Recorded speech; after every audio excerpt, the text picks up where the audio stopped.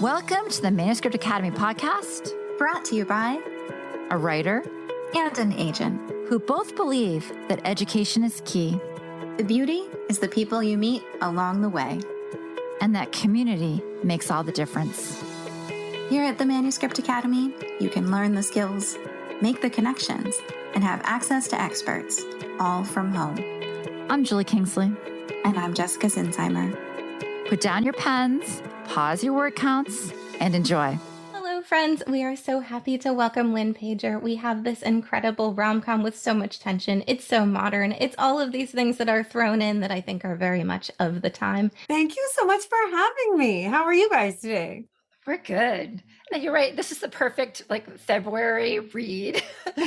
So much fun to dive into it. I would argue it's the perfect February read for 2024. You will get into this in a bit, but I just wanted to say that I really admired how much resistance there was in your characters. Good. It felt very modern, very of the moment, and something that I suspect is a trend we'll see in rom-coms to come. Wonderful. So yeah, Lynn, let's go back. Tell us your story. How long have you been writing? What's the journey been like? How did you get your agent? Tell us everything. My journey was really, really long. I probably wrote for close to 15 years before I got an agent. Wow. But it's one of those things where when you look back, hindsight's 2020, and I was writing a lot of stuff that probably wasn't necessarily what I was meant to be writing. So I feel like I kind of spun my wheels for a lot of years. And, and your kids are little and you write when you have time. And so a lot of times I would write and then I put it away for a while and then come back to it. So I wrote technically for 15 years. Then I finally got one agent to request a full. And that was when I switched to YA instead of just contemporary romance. And then I got my agent, but the first book that went out on submission, it made it to a couple acquisition meetings, but it didn't actually sell and we ended up shelving it. But then the next book I wrote was Better Than the Movies, which was a YA that did sell. So then it wasn't until during the pandemic, my agent was like, contractually, you can't really do anything in YA right now because you're just sitting here. You should write an adult rom-com. And that's originally for 15 years what I was trying to make happen. So I was like, that sounds great. And I wrote Mr. Wrong Number, and then we got a book deal with that, and now we're rolling. That's so interesting. Gosh. You were saved by the option clause. I was, absolutely. Okay, I don't understand this. You guys are talking, and I know that people out there don't. What is an option clause? Why were you stuck? I just think that's. I have no idea. I should know what this. It is you get a book contract, and especially if it's more than one, like with Better Than the Movies, it was a 2-book contract. And basically the option clause is your publisher saying, whatever you write next, we get the first shot to look at it and make an offer. And then, you either take it or you can take it wide and let other publishers see it. But a lot of times in the option clause, they don't have to look at it until after your second book comes out. So essentially, you can be writing all day, but your next, whatever you're working on next, isn't going to see anybody for a very long time, whether it be your publisher or the world. So it's you're just sort of okay, we're just in a holding pattern. And that's when she was like, but adults, because for my contract, it was specific to young adult rom-com. So she's like, you should write an adult rom-com. So then that worked out. I love that. And I love how you started somewhere, you went somewhere else, and you ended up back in your original place. Right. So interesting. It ended up feeling super organic. Even though that was never the way I would have chosen it to be, then when I wrote the adult rom-com, it just felt so natural. I feel like I wrote it so fast. It was just 15 years of waiting to come out, And then that one was the dream story where we put it out on submission and got an offer right away and had multiple offers. So it was the dream come true that I daydreamed about for 15 years, Well, but so let's talk about this. So 15 years, and I totally understand the raising kids and that run around where you feel like you're writing, but sometimes you're just being pulled in 1,000 different directions. Yes. So was 15 years, but maybe it was just 3 years because, it's confusing. But all of that time learning and building scenes and drafting and doing all the things actually made writing this easy. It wasn't easy. It's because you did all the other work. So I just want to make sure that we all understand that you've done your work to make it easy. And that's absolutely it. Is, you always hear people give the advice read all the time, when you want to write, and you're like, yeah, I know. But I really do feel like if you read all the time, that does make writing your book easier. Your brain remembers paragraph structure and the flow and things like that. So I feel like writing for years when you're not getting anywhere, even though it feels like it sucks, it really is adding, and your brain is learning all of this. And it did. That's what made it easy, is I had been doing it for a million years. Yeah. And it felt like failure. And it just turned out it was the long game, Well, you were preparing for 15 years for your overnight success, right? Right, exactly. Are there things you wish you could go back in time and tell earlier writer self? Oh, absolutely. Well, I would totally go back in time and tell myself to dedicate certain time periods for writing. Like, what I mean is you always say like, oh, I'll write when I have time. And when in life do we ever have time for anything? But it wasn't until my last daughter was born that for some reason it all was starting to come together. And when she was born, I dedicated, like, when she napped, it was just 2 hours an afternoon, but I would close myself in the office upstairs and I would write. And I'd never done that before because it's only 2 hours. What are you going to accomplish with 2 hours? And then on Friday and Saturday nights, as soon as she went to bed, I would go up to my office and I would chug energy drinks, and I would write from when she went to bed at 7:30 until as late as I could possibly stay up. And I did that until basically a year ago, when I finally stopped the day job. And just setting aside that regular time, I feel like helps you create just this cohesive thread in your writing. And it makes such a difference. I feel like for so many years, when people would be like, you need to prioritize your writing. And I would look at all my little kids and my job and my husband, and I would be like, you find me the time. Like, make this make sense. I don't have the time. And it wasn't until later that I realized that even if it's 1 hour a week, that makes a huge difference. Also, I think that when you only have a small amount of time, I feel like it creates a sense of urgency, where if you only have an hour, you're not going to be scrolling through TikTok or spacing off. I feel like I was so productive in those set aside amounts of time because I knew, like, this was my time to write. So it really added a lot of focus, I think, that I don't necessarily have if you're like, you have all weekend to write, then you're kind of all over the place a little bit more. Right. I think when it's a practice, then your brain is preparing. If you know at like 9 o'clock, you're going to go in there and you're going to sit for 45 minutes. You're going to wake up that morning. You're going to be thinking about it when you're making lunches. You're going to be like thinking about when you're walking the dog. So when you sit down, you're going to kind of like, I think there's an energetic promise that we make to ourselves. Absolutely. That is 100%, I think, what it is. I'm fascinated by creativity. I think it's a torch. Sometimes it blows really hard, and sometimes it's just like this glimmer. And when you're camping and you're like blowing the water, the air on it. And you're just like, just come back. If you leave it too long, it's kind of sad. What was your querying process like? A million rejections. I feel like for a lot of years I queried, and in hindsight, what I look back on when people ask me advice about querying, this is when I perk up and I'm like, I feel like I understand it more than I ever did when I was doing it. Yeah. Is that I used to, well, I feel like a lot of what I wrote for a lot of those years where I wasn't getting a book deal is I feel like I was writing a really good example of a very adequate, or even if I was being egomaniacal, goodish version of a romance novel. It felt like a lot of what else is out there. But when you're querying, you have agents who are overworked and underpaid, and all they want to do is find something where they're like, I need to read more. I can sell this. So when I was sending out letters about a book where it's like, these are two people who used to know each other, then they were gone. Now they're in love again. You're like, yeah, been there, done that.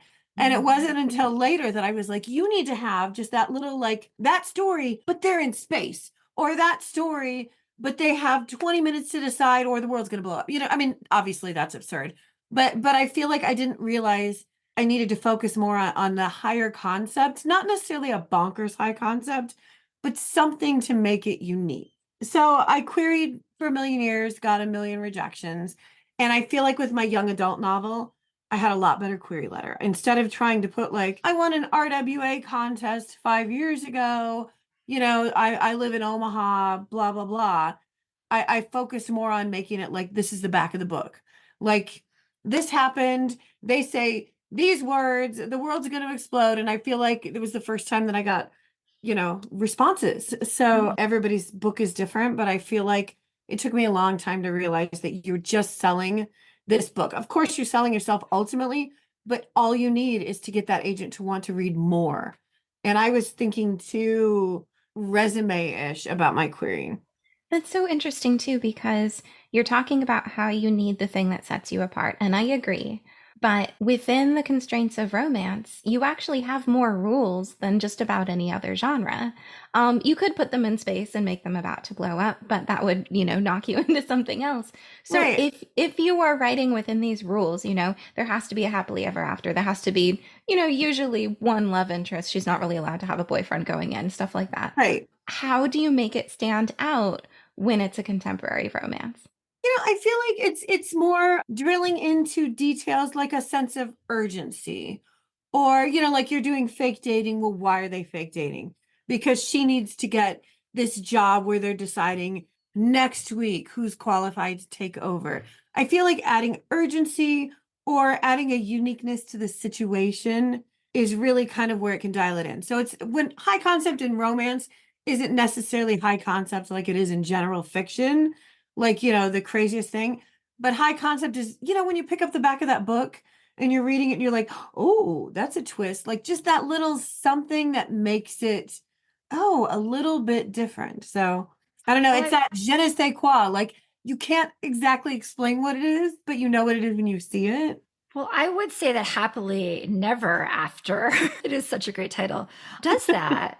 I mean, I thought it was just such an amazing concept.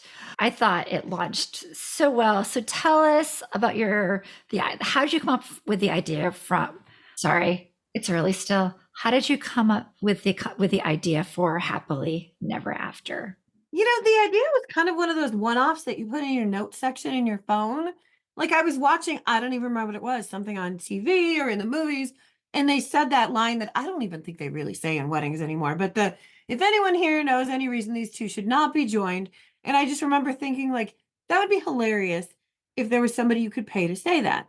And I was like, oh, that's kind of interesting. And I put it in my notes in my phone because a lot of times, I'm sure you guys know this, when you're brainstorming an idea, you'll have something that works, but you'll brainstorm it through like a meet cute, and then you kind of walk away from it. So I put it in my phone section and forgot about it. And then back to the option clause, when I was trying to come up with the book idea for my option material after Mr. Wrong Number, I came up with an idea that I can't remember if it was my agent or my editor didn't really like. It was a story about two writers, and they were like, right now we've got a couple other titles with two writers as the couple, do you have something else? And it was one of those where I'm brainstorming, like, what else can I work with? And I came across that and then just started brainstorming it and it became something.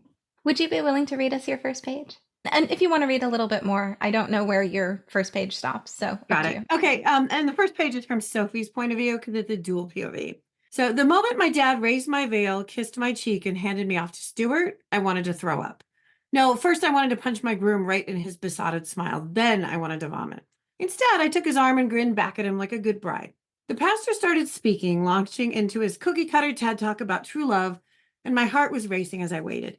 I swear I could feel 400 sets of eyes burning into the back of my Jacqueline Firkins wedding gown as I heard nothing but the sound of my panicked pulse pounding through my veins and reverberating in my eardrums. Was he already there, seated amongst the guests? Was he going to burst through the doors yelling? And God, what if he was a no-show?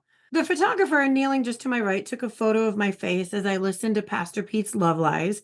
So I turned up my lips and attempted to project bridal joy. You look so nervous, Stuart whispered, giving me a small smile. I honestly don't know how I didn't throat punch him at that moment. Welcome, loved ones, the pastor said, beaming at the congregation as we spoke. We are gathered here today to join together, Sophie and Stuart, in holy matrimony. I felt my breath hitch unsteady as he kept yammering, leading us closer to the moment. Something about the twinkling lights and evergreen boughs that we'd painstakingly selected for our December wedding felt garish to me all of a sudden, as if the hobo ghost from Polar Express was going to show up in the back of the church and mock me for my foolishness. And he wouldn't be wrong. Please, please, please, please, please, I thought, panic tightening in my chest. With every word the pastor spoke, my anxiety grew. Stuart squeezed my trembling hand, the ever-supportive fiancé, and I squeezed back hard enough to make him look at me in surprise. Should anyone present know of any reason that this couple should not be joined in holy matrimony, Speak now or forever hold your I do. A collective gasp shot through the large chapel, and when I turned around, the man standing up was not at all what I expected. He was big and tall and impeccably dressed. Chuckle suit, white shirt, gray tie, and matching pocket square. He looked like Henry Cavill's stunt double or something, but with darker hair and more intense eyes. I guess that's a stopping Yeah, point. that's good. Yay. Okay, so why don't you just quickly summarize what is about to happen next? What is about to happen next is Sophie found out that her fiance was cheating, but Sophie's future father-in-law is her father's boss. So she doesn't want to be the one to call off the wedding because it might reflect badly upon her father and he might end up losing, a lifetime of his career. So her friend, her bridesmaid knows a friend of a friend who knows of some guy that so apparently you can pay to say I do and object to a wedding. So her friend paid Max to object to the wedding. So basically, he stands up, says he objects, has some nice words to say to get her off the hook, and the wedding ends with a brawl. Afterwards, when Sophie actually meets Max because they have to pay him, they share some cocktails, and she learns that he's kind of altruistic. He takes money for this, but he does it kind of because he doesn't necessarily want to see people destroy their lives by getting married. So he kind of does it more as a favor to people. So she starts talking to him and jokes around like, I could see myself doing that. I can be the objectress to your objector. And they kind of laugh and they go their separate ways. And then a few months later, she gets a text from Max saying, I need your help. I need you to object to a wedding with me. So that is where it goes from there. I mean, it's so hysterical. And I thought the tension line between these two characters and doing the dual point of view, like, tell us how you manage that. I'm a sucker for dual POV. Like my first two books were not. And then once I started writing like bonus chapters for readers, like as pre-order incentives, and they would be like, oh, can we have this scene from Wes's point of view? And then I love writing, the female writing a male. I love writing his point of view. So automatically I knew that it was going to be dual POV. And I just love the process of going back and forth in scenes between the two of them, because I love that you can be in her head, love is awful, I hate it. And then you switch to his head and he's saying he's in agreement, but you see him sort of having emotions for her. And I love you using dual POV that way. I grew up reading, I used to love reading old Sandra Brown books when it was back when she did romance all the time instead of like the thrillers she does now. And she was just a master at using their point of view to ratchet up the tension where they say one thing, but everything else that's going on in their head. So I just had a lot of fun with that. Well, and if we hadn't had his point of view, it would have all seemed pretty hopeless, I think. Yeah. She's very cynical, very she doesn't, like a lot of times there's somebody they're closed off. She truly doesn't believe in true love. Like she believes you can love somebody, but she doesn't believe there's one person made for somebody else. And she thinks that everybody has the potential to cheat. And she thinks that there are a million other people that might be right for you and people just kind of make it work. So yeah, it would be pretty bleak and hopeless if it was only her POV. Well, and also in terms of like, I would have thought, oh, there's no way they're going to have any interest between the two of them ever. I mean, also her bleak point of view kind of makes sense after dating Stuart. Right, right. Yeah, it's interesting too because like with the dual point of view, I think that you can really show what makes the other person attractive. Which is really difficult to do when it's like one point of view, like, have you seen my right? I find that romance, but I'm like, just if you're driving the car, I was just pulling my fisherman sweater to show a little neck. I find it now that I've switched to dual POV after doing my first 2 on single, I'm positive that I will never go back. Unless there was some definitive reason that somebody was like, you need to do it this reason, because of this reason, because it's so much easier. Because I don't ever want to read a book where the main character is looking in the mirror telling us, that she has big blue eyes or something, it's so much better to have him be like, her eyes are so freaking cool, it's just so much more fun. Yeah. Tell us how do you get in and really sink into Max's point of view? Like, how do you think like a man? I don't know. That's a really hard question. I feel like it just comes from a whole lifetime of reading romance and reading a lot of dual POV. I mean, I'm sure a lot rubs off from the fact that I have a husband and 3 sons and I'm around boys all the time. But no, actually, I'm going to retract that because I know that my husband doesn't ever think these thoughts that Max has. It's absolutely me writing a man the way I want a man to be I written. know. You know? I Like, love that. So like I just like, had this image of you at your house, right? You go to the kitchen with your robe yeah, and no. your husband's like, "Oh, my you are amazing. Can I make you eggs?" Yeah, no, absolutely not. And I mean, trust me, my if you house saw is obviously like that. right, right. Like if you saw me in the kitchen, no man, woman, or person on the planet would ever be like, wow. They would be like, oh my, what happened to this person? You know? But I do feel like absolutely I will never argue if somebody is like, that is just a man written by a woman. Like that's a little unrealistic. That's probably true. I love writing the male point of view the way I want it to be. So it is what it is. Well, one thing I would love to commend you on is the way that you have two characters who are both totally resistant, and yet there is that little kernel of hope in them too. And to me, this just feels so much like the way so many people approach things now. You know, I was reading this forum recently about how online dating has ruined everything. Everyone's disposable. Romance is dead. And everyone's been hurt so many times, they say. Like, I guess some people were saying 10 years of swiping, my God. It makes logical sense that people would kind of end up. I mean, your characters weren't doing that, but it makes sense that they'd end up in the same emotional place as your characters. Like this deep reluctance, this deep, like, you know, no, you won't make me do that. That's not even real. Right. Can you talk about how you created that? And do you think that's where romance novels are going?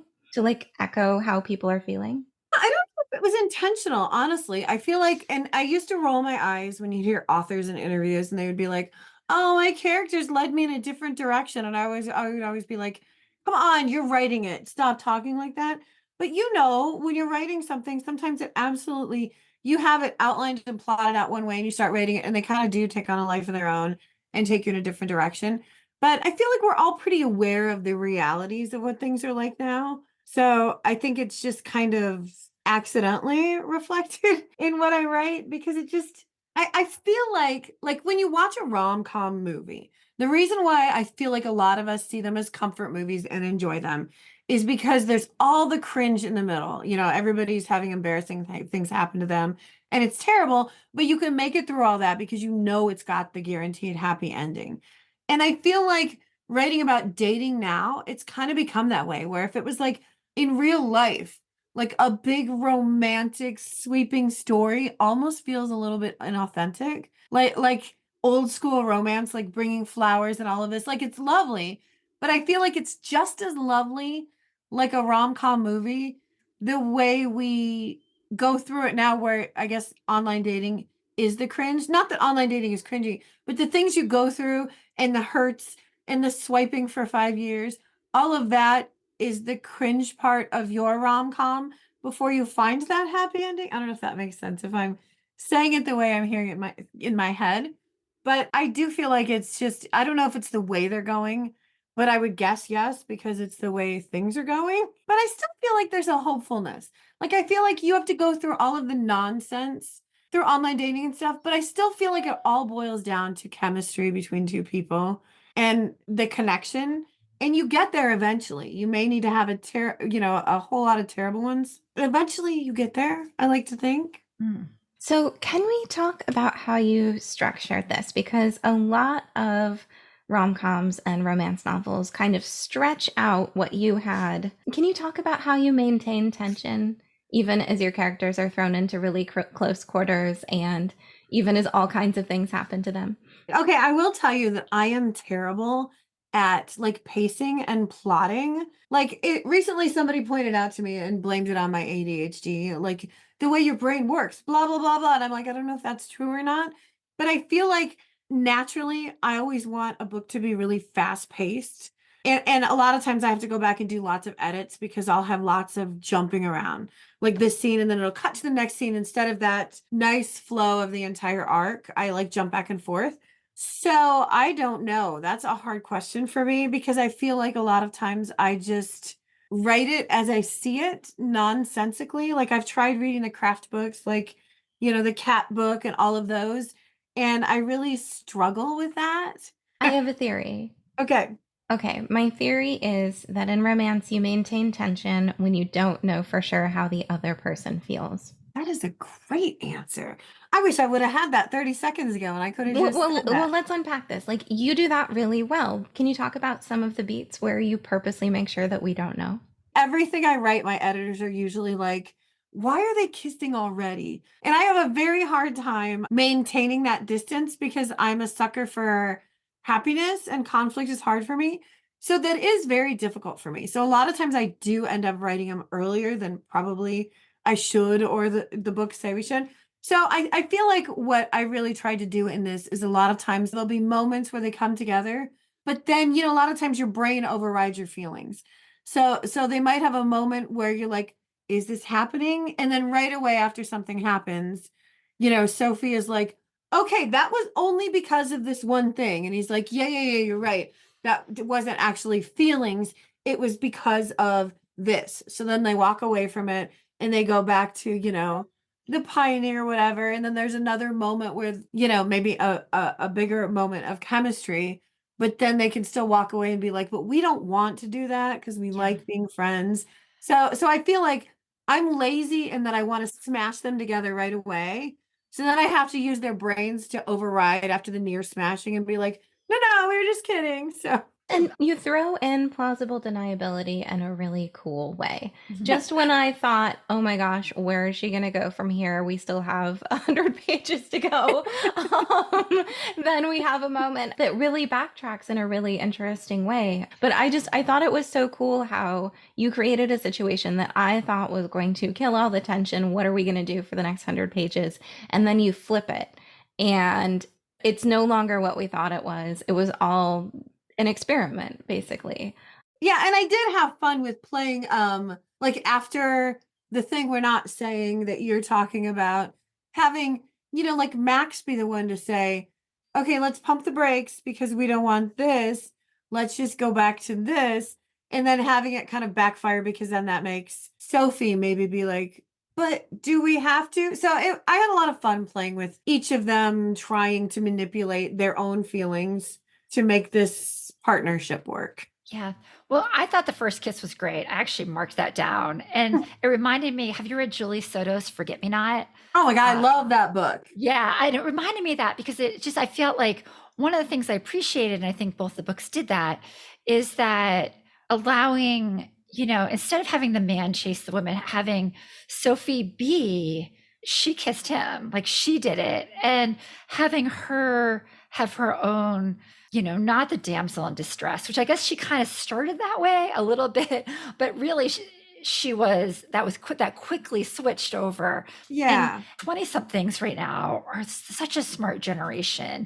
And I feel like you've captured that. It's very different from like a 1950s romance that we talked about or something like that. Like to have romance that works now for like YA to this next generation, I think you have to have assertive females that are really heavily into their own power. And you did that so beautifully. That's kind of what I wanted, is to make it not, because a lot of times it's like we swing too far the other way and then you're like, oh, the woman is super sexually aggressive. I mean, and this part isn't even sexual, it's a kiss. But I wanted to just make it even. It didn't need to be like, oh, this is the woman going after it. It was just two people. This is their life and how they go after it, instead of having her have to wait for the guy to step forward. So I'm glad you like that because you never know. You're like, did it hit the way I wanted it to hit? So I hope you didn't get any pushback on that front. no, I didn't at all. My editor at Berkeley is amazing and I love her and she was great. So we love Berkeley. I love Berkeley. There was one moment I thought was so brilliant for showing the subtext of something. So they were fake dating. They were taking a picture. together, and they were thinking of what to title it so that they're not technically lying, but so that they give their parents the impression that they are very much in love and dad can go ahead, sell the house, and retire to Florida. By the boat. Yes. And it was so funny because if we zoom right into that from Instagram perspective, we've got this cute picture of them and we've got it titled, Sometimes You Just Know. But then they laugh at each other and they're like, yeah, sometimes you just know you want ice cream. And he's like, wait, how'd you know that I just want ice cream?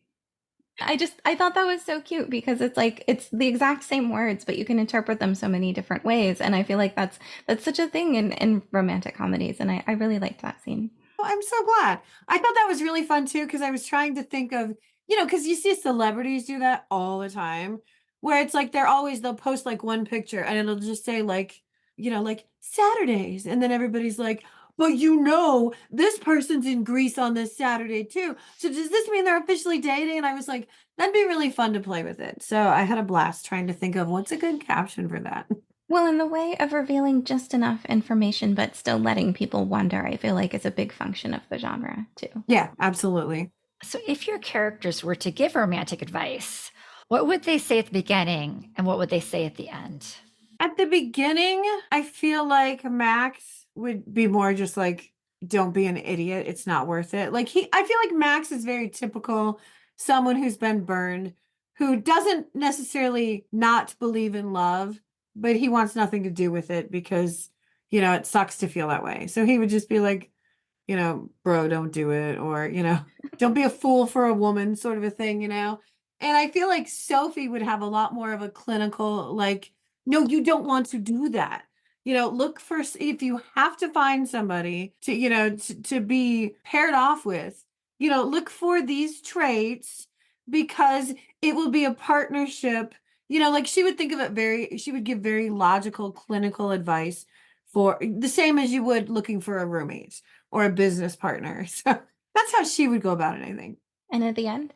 Oh, yeah. Sorry. Other half of the answer. I feel like at the end, Max, what's funny is now after the whole Travis Kelce, Taylor Swift thing, whenever I think about Max, I picture him as Travis Kelce, even though I didn't when I was writing it, because he's got that same sort of, I don't know, kind of laid back, smiling energy. And I feel like after the fact, he would be more like, you just gotta go with it. Like, I don't feel like his opinion on it would have changed that much. Because he'd always sort of believed it was possible, but he didn't want to deal with it then. And then he would be like, sometimes it works. I feel like he would be more like that. And I feel like Sophie wouldn't want to admit she was wrong. I just feel like Sophie, her answer wouldn't be that different, but she would have a caveat now, like, but sometimes you never know, it might work out. Like, it's possible. Do you happen to remember, did you ever watch Sex and the City? I did not. There was an episode of Sex and the City where Miranda pretends that she is a secretary so that men will like her. She's a lawyer most of the time, but she found that pretending she was a secretary in that day and age would make her love life go much better. So, I generally found the show depressing, but I just wanted to say how happy I am to see a romantic female lead who is on track to be senior vice president. You talk more about that? It's hard for me when I'm writing a story to decide what I want their careers to be, because as somebody who's just always been a silly-hearted daydreamer who got lucky and write books now, I've never been very driven in a career. But it seems like it's always super stereotypical. Like the guy always has the big career and the girl does not, or she wants to someday, but she's, an intern. And I just thought it would be fun to have them both be completely set in what they're doing and have her be completely unapologetic that she wants what she wants and she's going to keep working at a job where her awful ex is, and she's going to do whatever it takes because she knows she deserves the job and she works hard. So I enjoyed giving that to someone. Could you tell us about the day she stops insulting Stuart? Okay, that was one of my favorite things. So many times in romance novels, it's the micro things. As a reader and a writer, you kind of enjoy. She keeps basically everybody who hasn't read the book, she works with her ex who cheated on her, whose wedding fall, she ends up calling off the wedding, but she is not going to quit, even though she has to see him every day because she's in line for a promotion. And she's like, I'm not going to let this jerk ruin it for me. So I'll just deal with it. So every day when she walks in, her company has this whole silly good morning policy where they feel like it's important wherever everybody you see, you yell good morning to. So you walk into the office and basically everybody's desk you walk by, they're like, good morning, Sophie. Good morning, Sophie. And so every day when she walks in, she gets this and she'll say back like, good morning, Jim. Good morning, Bob. And then if Stuart says good morning, she quietly will say like, good morning, jerk. She'll come up with creative insults every single day. And then once she starts running around with Max, doing their injecting and stuff, she doesn't even realize that she comes in the office one day, they do her good mornings, and she doesn't realize that she says good morning, Stuart. And then she gets an IM when she gets to her desk. And Stuart's like, are you okay? And she's like, what? And he's like, you didn't insult me. And then she has this moment where she's like, I'm healing. Like I didn't insult him and I didn't even realize it because I don't care anymore, So it's kind of fun to add that little tiny micro thing. Did you have other favorite micro moments? Well, I just wanted to point out as you're thinking that I thought of a micro thing to do that's like out of a scene that I was like, oh, just by her saying that, I realized I have a scene and this is the one micro thing I can do within it that's going to make it 20 times better. I do love those things. Even though I'm drawing a blank, I love when you can think of one of those things and make it work. Well, it's because the details, the tiny details are the joy of the story, and the details tell the story. Actually, someone says, I think it was like Lily King always said when I was in a class with her, maybe it was Susan Conley, but like, it's not really the car crash, right? It's what they were saying, right before the car crash. It's the things around it. Absolutely. Well, and I loved, like, there was a scene where Sophie is with Max and they go to a coffee shop and Stuart's there. And when you're able to have those like side by side moments where Stuart is wearing all of the expensive running gear, he's all geared up from head to toe. And Max is like just wearing, I can't remember what he's wearing, but like, a not cut off t-shirt, like a belly shirt, but like sleeves hacked off, just running shorts and shoes. And it's like, that's how the two guys each run. And it's fun to draw like minor comparisons like that, where she's not comparing them, but as a reader, you're like, oh, so that's who these two people are, So I guess that's kind of a fun way to paint it.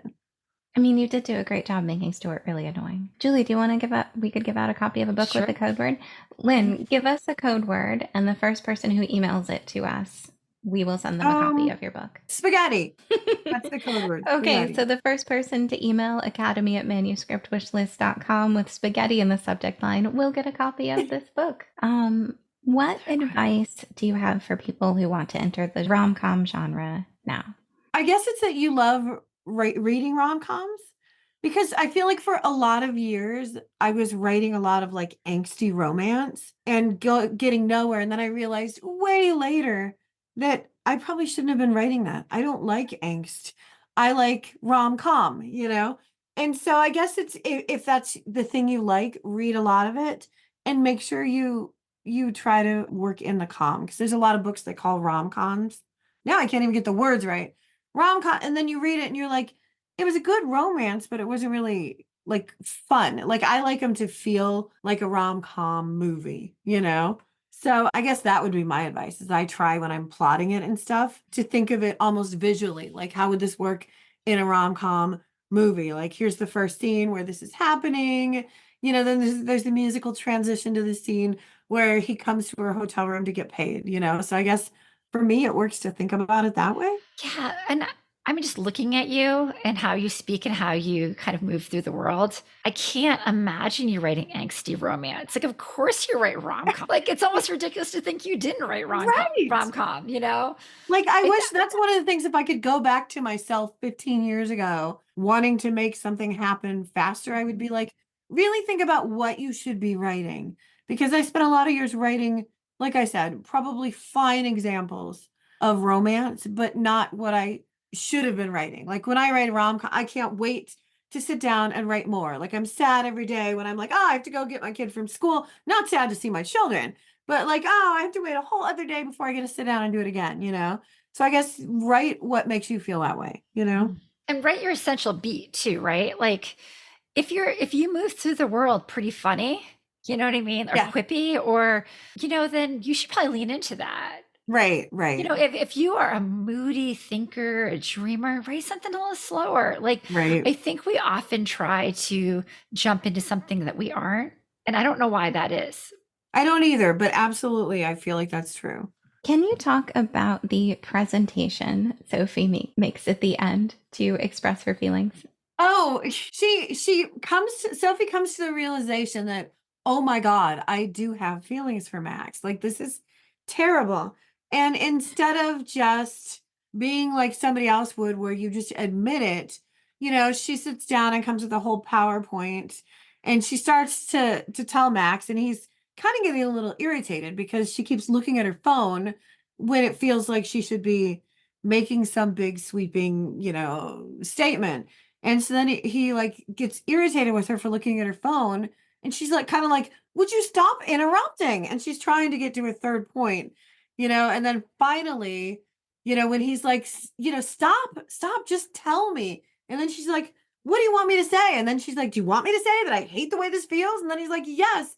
And then they kind of have a realization that way, and honestly admits things in a way that's uncomfortable to her, but ends up, of course, making things fantastic in fiction. I love how she asks if he has any availability on his calendar. Right. Like, she's learned to cope by leaning into what works for her in the rest of her life, I think. And that was kind of fun to play with that a little bit. Also, because I'm such a mess. Like, literally, if like my publicist emailed me last night, like, don't forget you have a podcast in the morning. I was like, oh my God, I have a calendar, but I literally don't know where I put it. So I would have forgotten. So it was kind of fun to write somebody who's not a mess like me. It was kind of fun to do that, because my husband's like that. Like, everything is in his calendar. He forgets nothing. Like, he'll literally, like, every year on February 1st, he's got a reminder that goes off to go to Target and get Kate's Valentine's for school. Like, he's so organized, and I'm not. So it was really fun to kind of like take his characteristics and put it on her, because he works in HR too, like she does. So I think I kind of made a female version of my husband in Sophie. That's so cute that he gets the Valentine's. Oh my gosh, it's ridiculous. Like, our world functions because he's all over it. There was a line I really like talking about how together she is from Max's point of view. He says she looks like she could calculate quadratic equations and forecast an annual budget without ever ruining her lipstick. Well, I was trying. I know that exact scene. It's like when they first meet up after the wedding, he objects, like a few months later when she agrees to meet with him. And I had a lot of fun with that one, because I was like, let's completely change her appearance. Like, when she was getting married, she had long brown hair, a lot like yours. You have gorgeous hair, by the way. But, it was all piled on top of her head, and she was this beautiful bride. And I love for him to be sitting at Starbucks and be like, hey, there's a hot blonde, and he's describing this blonde with, like a shoulder, like mid-cut bob and lipstick and glasses. And then all of a sudden she orders her drink, and he knows her voice, and he's like, And a blazer and skinny right. jeans, He's like, oh and my God, ballet yeah, and she's got her flats. Apple Watch, and he's like, oh my God, that's the girl, that's her. And so it's kind of fun to show her that way. Kind of like you said earlier about with dual POV, how fun it is to describe somebody, because he's able to see her that way. Like, Right. ooh, she looks hot and smart. And then he's like, whoa. One of my favorite details that you put in is, that's a girl. He has an Apple Watch and actually put some miles on it, or actually uses it. the crap out of it. Yeah. Because that's totally, again, my husband, like him and I have an Apple Watch, and right now it is dead. I'm not wearing it because I forget to charge it, and I use it to look at what time it is. And my husband, that thing like reminds him once an hour to walk for 5 minutes to make sure, he's not being too sedentary. Like, he uses the crap out of it. And I thought that was really a fun way for him to be like, that's who she is. Okay, I get it. Right. But I think we all know that person. In a relationship, there's always someone that's like, Jessica's looking at me. I'm always like, what time? Where are we going? Which one are we reading? Oh, no. I was actually wondering which one you thought each of us was. I feel like you're all over everything, and I feel like you're more like me, but probably a much better version. Not nearly as messy as I am. My sister always jokes that her husband, what does he call her? He says it always seems like she just woke up. Like, she's always like, the school will send out a message, and she's like, what? When is that happening? And he's like, that is you every day. Like, what? What's going on? He's like, it's like you missed every memo ever. And I'm kind of like that too, where I'm always like, I don't know. But it worked out. It did work out. It did work out. See, there are so many lines in here that I wanted to ask you about. I think, okay, so Sophie has a roommate who appears to be in dire straits near the end. And in this moment of life being short, gives her some advice. Will you tell us more about that scene? Right. Like essentially, like he has maybe a health crisis. And, when she's, of course, like by his bedside, worried about him, he gives the advice, like essentially, like, what are you waiting around for? Why are you, letting things that are obvious go because you're scared, like embrace this stuff. And then she does in her own special way. And then we find out that it wasn't a medical emergency. It was faked for his own purposes. Right. I had a lot of fun with her roommates.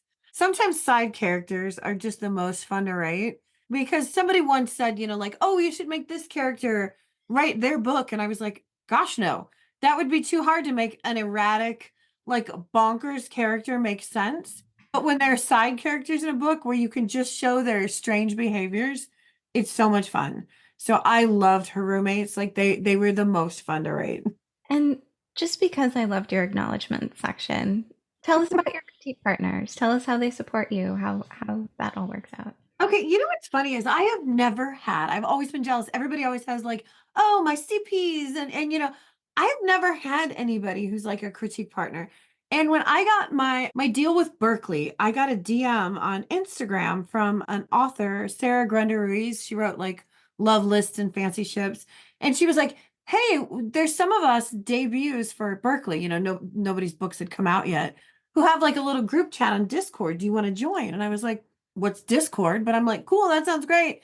And I joined, and it's funny because it was a group of there's probably 10, maybe 12 of us.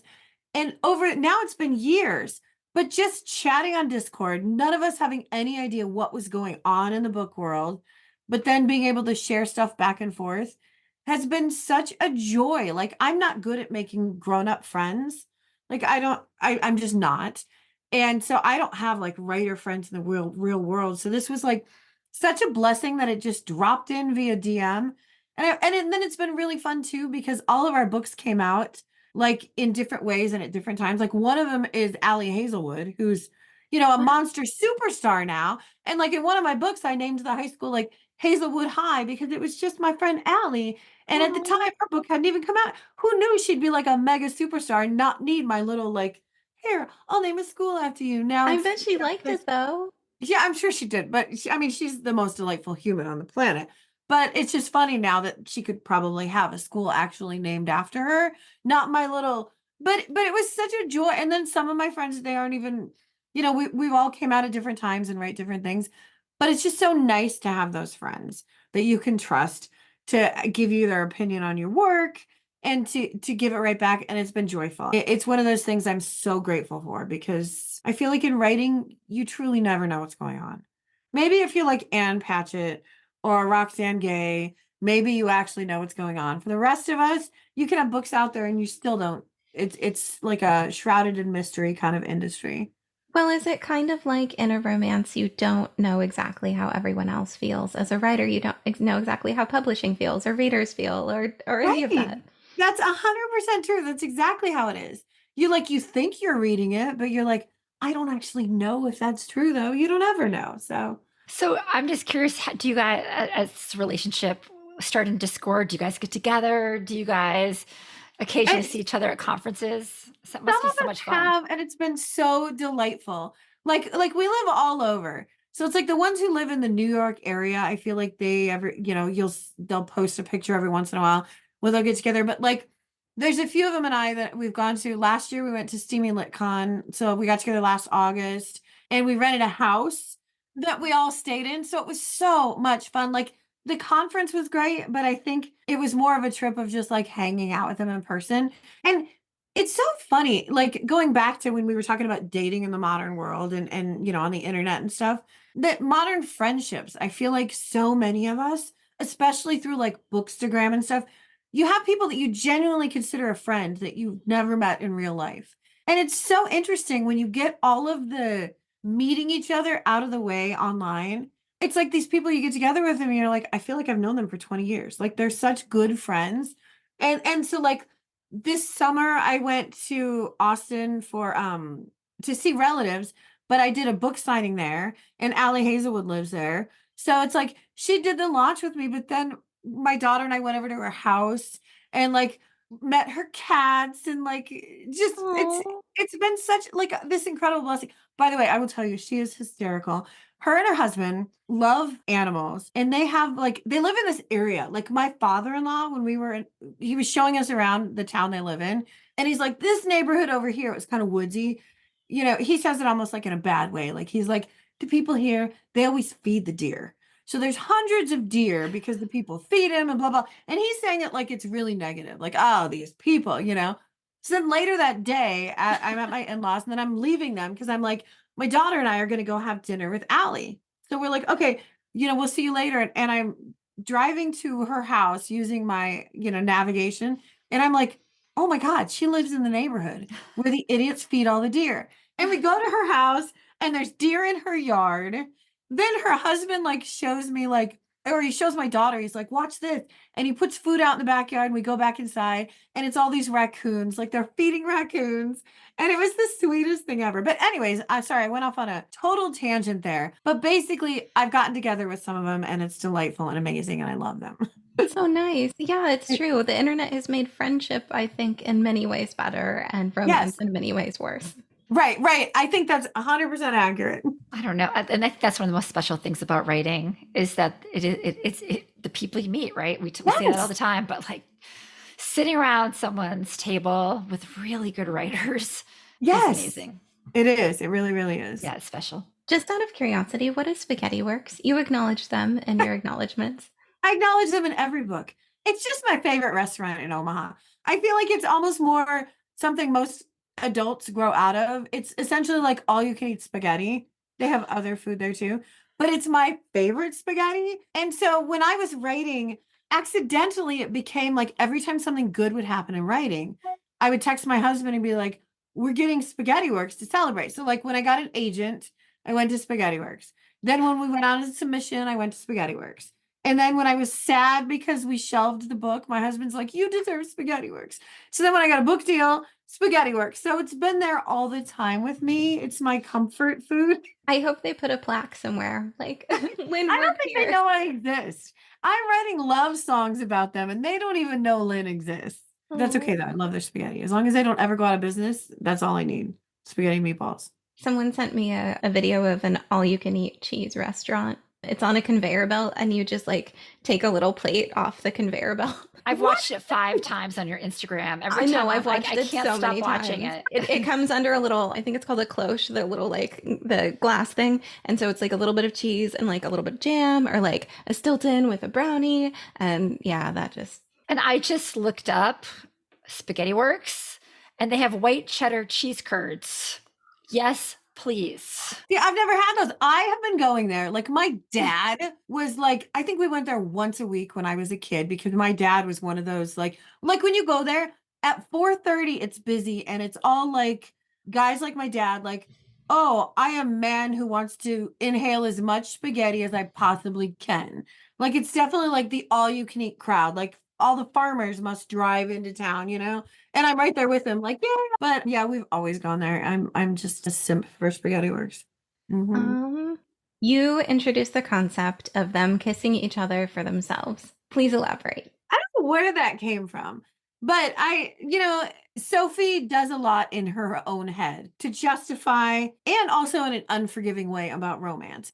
And so after she breaks up with Stuart, she starts realizing some of these things like that she enjoys doing for herself. Like now, whether it be watching TV or how you decorate the apartment, no one else's opinion matters. I'm doing it for me. This is how I want it.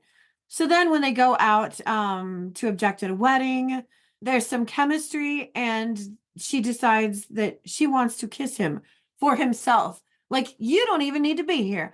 I just want to kiss you the way I want to kiss. So she kisses him, and of course it's romance. So it's a majestical kiss that's wonderful.